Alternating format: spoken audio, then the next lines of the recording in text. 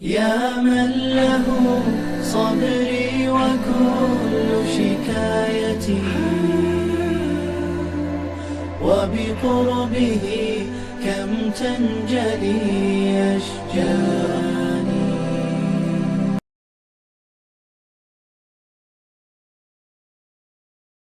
بسم اللہ الرحمن الرحیم وبہ نستعین وصلی اللہ علی حبیبہ سیدنا و مولانا محمد وعلی آلہ وصحبہ اجمعین. معزز ناظرین و سامعین، پروگرام پیغام ہدایت میں آپ کو خوش آمدید کہتے ہیں. ناظرین، 17 رمضان المبارک شوکت اسلام کا دن ہے، عروج اسلام کے اظہار کا دن ہے، عزت اسلام کا دن ہے. اس دن کو یوم الفرقان کہا جاتا ہے. یہ فرق کر دینے والا دن ہے. اس دن اللہ تعالیٰ نے ثابت کر دیا کہ اللہ کی بارگاہ میں کون سا دین مقبول ہے. اس دن ایک عظیم واقعہ غزوہ بدر پیش آیا، جس کی مناسبت سے اسے یوم بدر کہا جاتا ہے. اس کے مختلف نام ہیں. اسے یوم الفرقان بھی کہا جاتا ہے، اسے یوم بطشۃ الکبریٰ کہا جاتا ہے. قرآن مجید سورہ الدخان کی آیت نمبر 16 میں ارشاد فرمایا، یوم نبطش البطشۃ الکبریٰ انا منتقمون. فرمایا جس دن ہم بڑی سخت پکڑ کریں گے، بے شک ہم بدلہ لینے والے ہیں. اس دن حق و باطل کا نکھیڑ ہو گیا. اس دن اللہ نے بتا دیا کہ قلت کیسے کثرت پر غالب آتی ہے. ایک طرف 313 ہیں تو دوسری طرف 1000 ہیں. اب بعض حدیثوں میں 313 سے زیادہ کی بھی روایات ملتی ہیں، بعض میں 19 کا عدد بھی ہے، اس سے زیادہ کا عدد بھی ہے، لیکن جو کثرت کے ساتھ روایت ملتی ہے وہ 313 ہیں. قریش کے بڑے بڑے سرداروں نے، مشرکین مکہ نے یہ فیصلہ کیا کہ ہم معاذ اللہ ثم معاذ اللہ اسلام کو مدینہ منورہ میں جا کر مٹا دیں گے. ایک لشکر تیار کر کے انہوں نے مدینہ منورہ کی طرف پیش قدمی کی. امام الانبیاء کو خبر ملی تو مشاورت ہوئی. سب سے پہلے سیدنا صدیق اکبر کھڑے ہوئے، انہوں نے اپنی وفا کا اظہار کیا. پھر سیدنا فاروق اعظم کھڑے ہوئے، انہوں نے اپنی وفا کا اظہار کیا. پھر امام الانبیاء نے انصار صحابہ کی طرف دیکھا تو ان صحابہ کرام نے جو جواب دیا اس کا نچوڑ یہ ہے. انہوں نے عرض کیا، یا رسول اللہ صلی اللہ علیہ وسلم، ہم کوئی بنی اسرائیل تو نہیں کہ جو کھانے تو آسمان سے اترے ہوئے کھائیں، لیکن جب جہاد کا وقت آئے تو ہم کہیں موسیٰ جانے اور موسیٰ کا رب جانے. ہم کوئی بنی اسرائیل تو نہیں. اور عرض کہ یا رسول اللہ، اگر آپ ہمیں حکم دیں کہ تم اپنی سواریوں پر بیٹھو اور سمندروں میں چھلانگ لگا دو تو یا رسول اللہ ہم آپ سے وجہ نہیں پوچھیں گے کہ کیوں چھلانگ لگائیں، ہم آپ کے حکم پر سمندروں میں چھلانگ لگا دیں. رشتے تمام توڑ کے سارے جہاں سے ہم وابستہ ہو گئے ہیں تیرے آستاں سے ہم. پھر 10 اونٹ، 3 گھوڑے، چند تلواریں اور یہ توکل کی دولت لے کر حضور کے ساتھ چلے ہیں. دوسری طرف اسلحہ بھی زیادہ ہے، افرادی قوت 3 گنا زیادہ ہے اور اس دور کا جدید ترین اسلحہ ہے. مکے والوں نے بڑا مال خرچ کیا، اسلحہ خریدا اسلام کو معاذ اللہ مٹانے کے لیے. لیکن یہ جو چند نفوس قدسیاں ہیں، ان کے پاس ایک ہی سہارا ہے، وہ ہے عشق رسول کا سہارا. ان کے پاس ایک ہی طاقت ہے، وہ ہے محبت رسول کی طاقت، عشق رسول کی طاقت. صحابہ کرام نے تیاری شروع کی. بی بی افرا بنت عبید کے 2 بیٹے تھے، جناب معوذ و معاذ، وہ بھی حضور کی بارگاہ میں آئے. یا رسول اللہ ہمیں ساتھ لے کر چلیں. اور میں تم چھوٹے ہو، بچے ہو، تو میدان جہاد میں بچوں کا کیا کام ہے، تم نہ جاؤ. تو بڑے بھائی نے عرض کیا، یا رسول اللہ میں بڑا ہوں، مجھے ساتھ لے جائیں. امام الانبیاء نے اسے منتخب فرما لیا. اب چھوٹے بھائی کا جذبہ شہادت دیکھیں. اس نے اپنی ایڑیاں اٹھا لیں، پنجوں کے بل کھڑے ہو کے عرض کیا، یا رسول اللہ میرا قد بھی اس کے برابر ہے، میں بھی اس کے برابر ہوں، مجھے بھی ساتھ لے کر چلیں. امام الانبیاء نے فرمایا، قد تو برابر کر لیا ہے لیکن ایڑیاں بھی تو زمین سے اٹھائی ہوئی ہیں، ایڑیاں بھی تو تم نے اٹھائی ہوئی ہیں. تو پھر عرض کیا، یا رسول اللہ ٹھیک ہے، میں چھوٹا ہوں، یہ مجھ سے بڑا ہے پر مجھ میں طاقت زیادہ ہے، آپ ہماری کشتی کروا کر دیکھ لیں. یہ ایک معروف واقعہ ہے. یا رسول اللہ ہماری کشتی کروا کر دیکھ لیں. امام الانبیاء نے فرمایا، ٹھیک ہے تم دونوں کشتی کرو، خوش طبی کے لیے اور دلوں کی لطافت کے لیے فرمایا کہ ٹھیک ہے تم کشتی کر لو، جو جیتے گا ہم اسے ساتھ لے چلیں گے. اب صحابہ ایک طرف ہو گئے، دونوں بھائی اترے ہیں کشتی کے لیے، ہاتھوں میں ہاتھ دیے ہیں. تو چھوٹا بھائی بڑے سے کہتا ہے تمہیں تو اللہ کے رسول نے پسند فرما لیا ہے، تمہیں تو سلیکٹ کر لیا گیا ہے، اگر آج میری خاطر تم ہار جاؤ گے تو حضور مجھے بھی منتخب فرما لیں گے۔ اور پھر صحابہ بھی دیکھ رہے ہیں، سمجھ رہے ہیں معاملے کو، امام الانبیاء بھی دیکھ رہے ہیں، دونوں بھائی لڑ رہے ہیں، بڑا ہار گیا ہے، چھوٹا جیت گیا ہے۔ اس سے یہ بھی پتہ چلا بڑا وہی ہوتا ہے جو چھوٹوں کے لیے ہارنا جانتا ہے، بڑا وہی ہوتا ہے جو چھوٹے کے لیے ہارنا جانتا ہے۔ پھر اسلامی لشکر چلا ہے، چند سواریاں تھیں تو ایک ایک سواری پر تین تین افراد اپنی اپنی باری پر بیٹھے ہیں، حتیٰ کہ امام الانبیاء بھی اپنی باری پر پیدل چلتے رہے ہیں۔ یہ حضور نے مساوات کو قائم کی ہے۔ 16 رمضان المبارک یہ لشکر پہنچا ہے بدر کے میدان میں، اور امام الانبیاء نے ایک رات پہلے نشاندہی کی تھی کہ فلاں جگہ فلاں مشرک مرے گا، فلاں جگہ فلاں کافر مرے گا، اور اگلا دن آیا عین اس جگہ جہاں امام الانبیاء نے نشان لگایا تھا وہیں مشرکین مکہ مارے گئے ہیں۔ رات کا وقت ہوا تو حضرت علی شیر خدا فرماتے ہیں میں نے دیکھا کہ سارا قافلہ آرام کر رہا ہے، سارا لشکر آرام کر رہا ہے، پر امام الانبیاء رات کو جاگ کر اپنے غلاموں کا پہرا دے رہے ہیں۔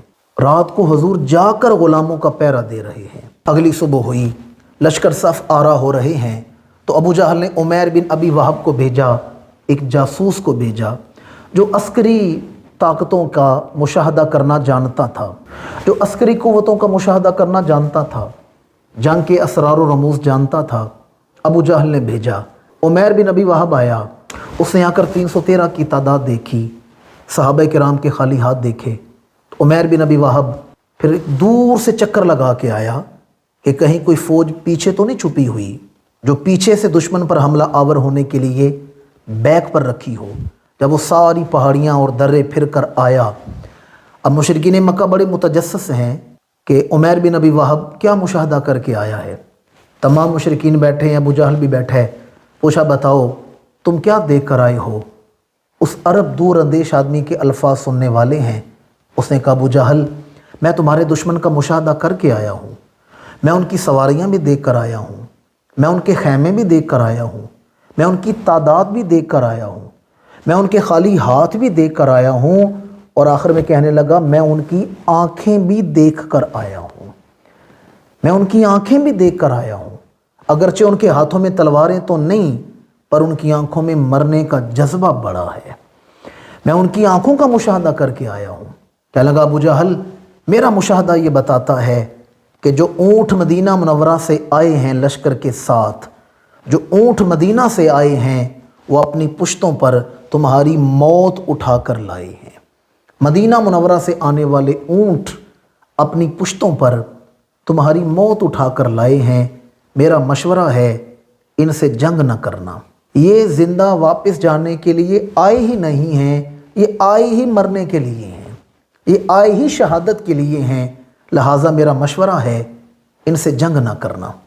ابو جہل نے کہا ہم پوری تیاری کے ساتھ آئے ہیں، ہم 1000 ہیں وہ 313 ہیں، ان کا ہمارے ساتھ جوڑ ہی کوئی نہیں۔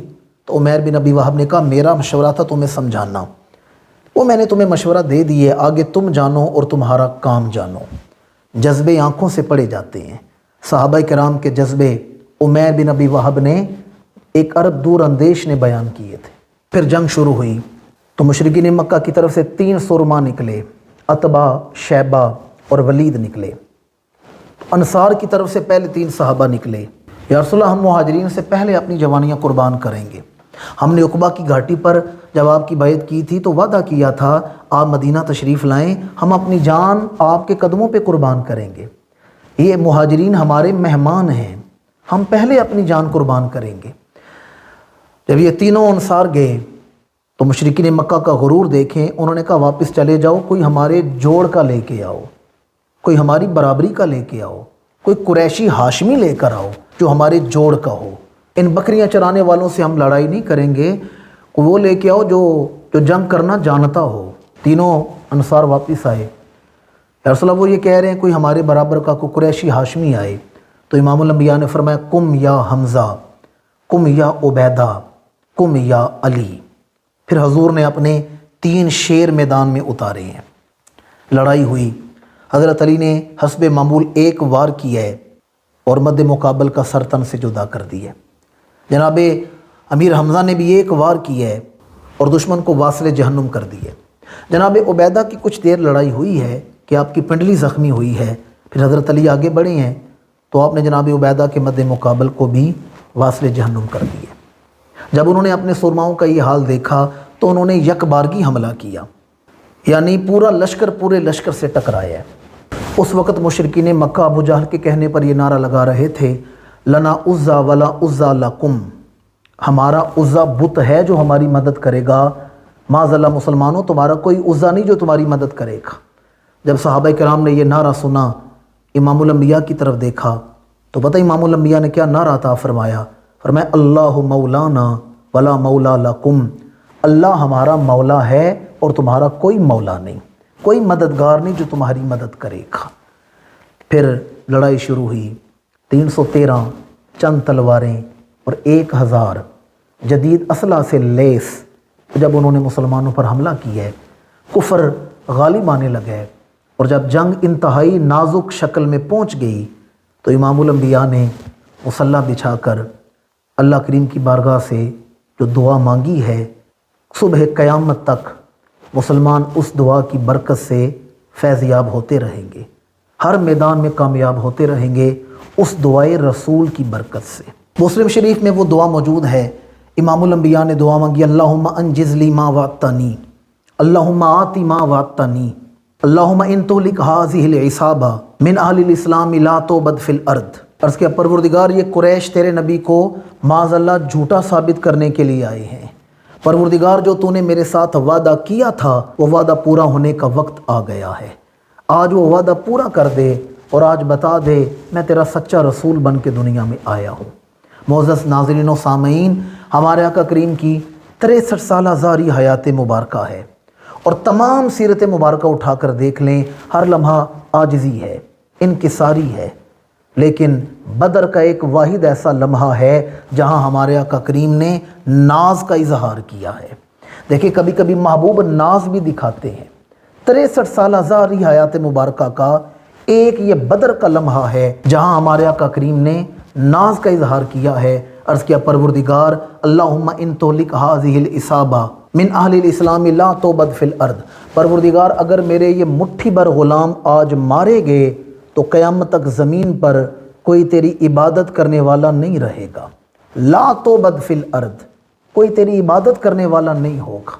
یہ حضور کا ناز ہے، یہ ہمارے آقا کریم نے ناز کا اظہار فرمایا ہے، پروردگار اگر میرے مٹھی بھر غلام مارے گئے، پروردگار میں نے اعلان نبوت کیا، مشرکین مکہ نے بڑی اذیتیں دیں پر میں نے تیرے نام کی خاطر سب کچھ برداشت کر لی ہے، پروردگار میں اپنی 15 سال کی کمائی لے کر میدان بدر میں آیا ہوں، میں اپنی محنت لے کر میدان بدر میں اترا ہوں۔ یہ ابو بکر کون ہیں؟ یہ حضور کی کمائی ہیں۔ یہ فاروق اعظم کون ہیں؟ یہ حضور کی محنت ہیں۔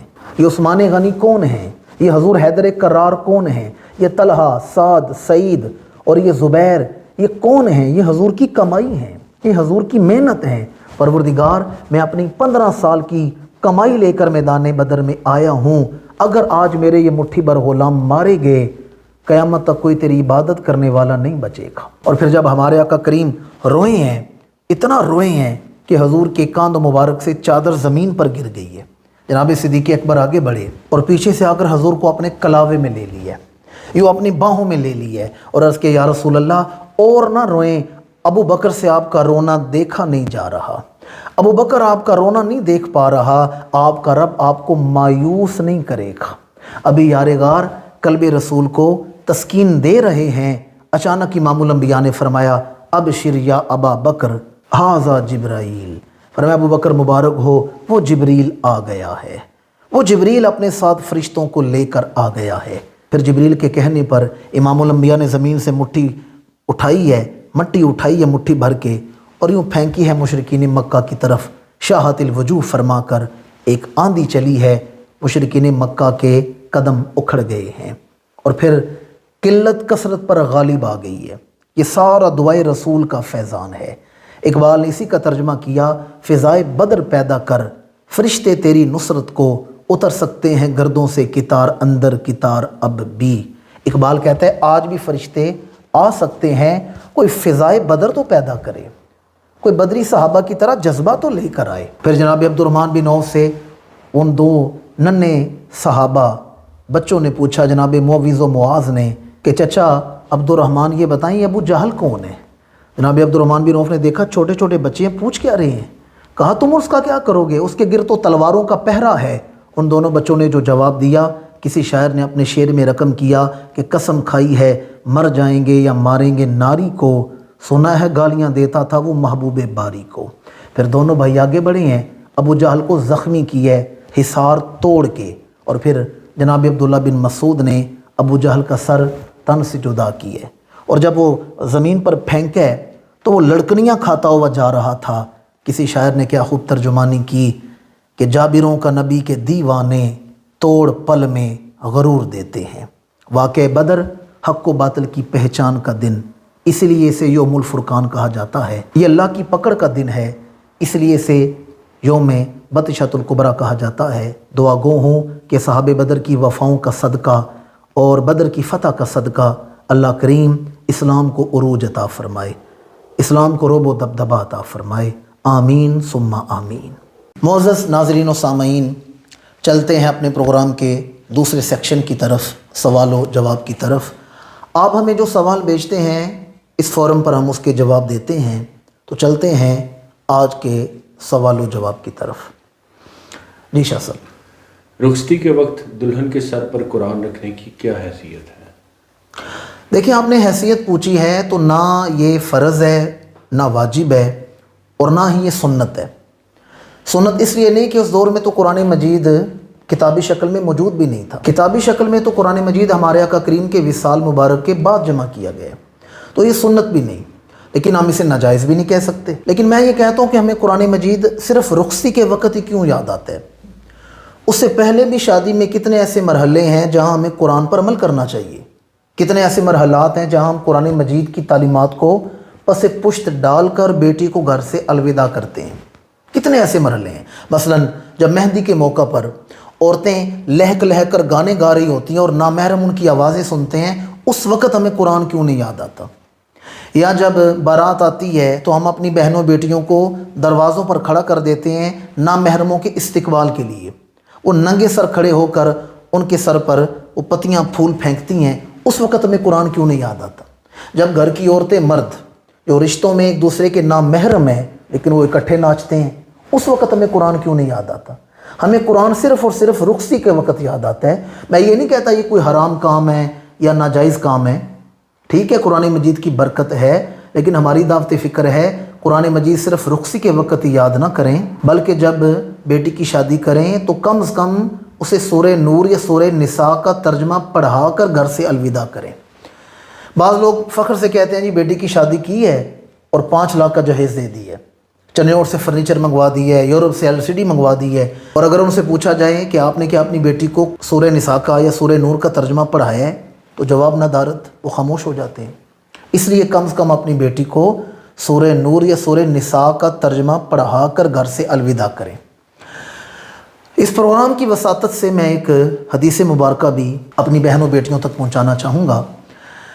حدیث مبارکہ امام الانبیاء نے فرمایا جنت کے 8 دروازے ہیں، اور کسی کے لیے 1 دروازہ کھلے گا، کسی کے لیے 2 کھلیں گے، کسی کے لیے 3 کھلیں گے، لیکن فرمایا جس عورت میں 4 خوبیاں پائی جاتی ہوں، جو 4 خوبیوں والی عورت ہو، وہ کون سی خوبیاں ہیں؟ المرأۃ اذا صلت خمسہا وصامت شہرہا وطاعت بعلہا واحسنت فرجہا فلتدخل من ای ابواب الجنت شاءت۔ فرمایا جو عورت 5 گانہ نماز پڑھے، رمضان کے روزے رکھے، وطاعت بعلہا اپنے شوہر کا حکم مانے، واحسنت فرجہا اور اپنے پردے کی حفاظت کرے، فلتدخل من ای ابواب الجنت شاءت۔ فرمایا ایسی عورت جب جنت کے سامنے آئے گی اللہ جنت کے 8 دروازے کھول دے گا اور فرمائے گا میری بندی تو جس دروازے سے چاہتی ہے جنت میں داخل ہو جا۔ شاءت کا لفظ یہ بتا رہا ہے کہ جس دروازے سے تو چاہتی ہے جنت میں داخل ہو جا، تیرے لیے جنت کے سارے دروازے کھول دیے گئے ہیں۔ یہ مشکل حدیث نہیں، اس کا اردو میں ترجمہ بھی یاد کیا جا سکتا ہے کہ جو 5 گانہ نماز پڑھے، رمضان کے روزے رکھے، اپنے شوہر کا حکم مانے اور پردے کی حفاظت کرے، اس کے لیے جنت کے 8 دروازے کھول دیے جائیں گے۔ جی شاہ صاحب، لوگ کہتے ہیں کہ مرحوم والدین کو یاد کر کر روئیں تو انہیں اذیت پہنچتی ہے، اور وہ اللہ سے دعا کرتے ہیں کہ اللہ انہیں اس سے بڑا غم عطا کر۔ دیکھیں، مرحوم والدین کو یاد کر کے رونا تو حضور کی سنت ہے، یہ بالکل غلط بات ہے۔ مرحوم والدین کو یاد کر کے رونا ہو تو اس میں غلط کون سی بات ہے؟ بلکہ بعد از وصال والدین کو یاد کر کے رونا تو حضور کی سنت مبارکہ ہے۔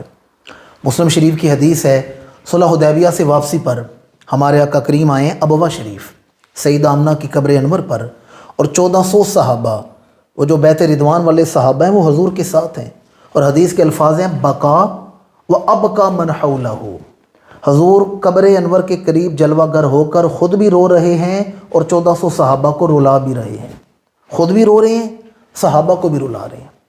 تو ایک صحابی نے پوچھا، یا رسول اللہ کس بات نے رلا دیا؟ فرمایا بچپن کے وہ دن یاد آ گئے کہ جب 6 برس میری عمر مبارک تھی اور اس پہاڑ پر میری والدہ کا وصال ہوا تھا، تو مجھے ماں کی وہ شفقتیں محبتیں یاد کر کے آج رونا آ گیا۔ تو والدین کو یاد کر کے پھر رونا، یہ تو حضور کی سنت مبارکہ ہے۔ اور دوسرا یہ جو بات ہے کہ والدین دعا کرتے ہیں پروردگار انہیں اس سے بڑھ کے غم عطا کر، یہ سوال ہی عقل کے خلاف ہے کہ اگر والدین کو یاد کر کے رونے سے ماں باپ کو اذیت ہوتی ہے تو اس سے بڑا غم جب اولاد کو ملے گا تو ماں باپ کی کیا حالت ہوگی؟ یہ سوال ہی سیرے سے غلط ہے۔ والدین کو بعد از وصال یاد کرنا یہ حضور کی سنت بھی ہے، اور ہماری دعوت فکر ہے کہ ماں باپ جب تک دنیا میں ہوں ماں باپ کی خدمت کریں، یہ حج کا ثواب ہے۔ لیکن اگر ماں باپ دنیا سے چلے جائیں تو پھر ماں باپ کی قبروں کی زیارت کرنے سے بھی گناہ معاف ہو جاتے ہیں۔ حدیث مبارکہ ہے، امام الانبیاء نے فرمایا من زار قبر ابویہ او احدہما من یوم الجمعۃ، فرمایا جس نے جمعہ کے دن ماں باپ کی قبروں کی زیارت کی، اللہ اس کے گناہ بھی بخش دیتا ہے اور اس کا نام دوزخ سے آزاد لوگوں میں شامل ہو جاتا ہے۔ تو ماں باپ کی قبروں کی زیارت کریں، بالخصوص جمعہ کے دن، تو اللہ گناہ بخش دیتا ہے۔ اب بیٹا جائے ماں باپ کی قبر پر، دور سے صرف ماں یا باپ کی قبر دیکھ کر آ جائے تو حدیث کہتی ہے گناہ معاف ہو جاتے ہیں۔ تو جو بیٹا وہاں بیٹھ کر سورہ یاسین پڑھے، یا وہاں بیٹھ کر اللہ کا قرآن پڑھے، یا درود و سلام پڑھے، تو پھر ماں باپ کی قبروں پر کتنی رحمتیں نازل ہوگی۔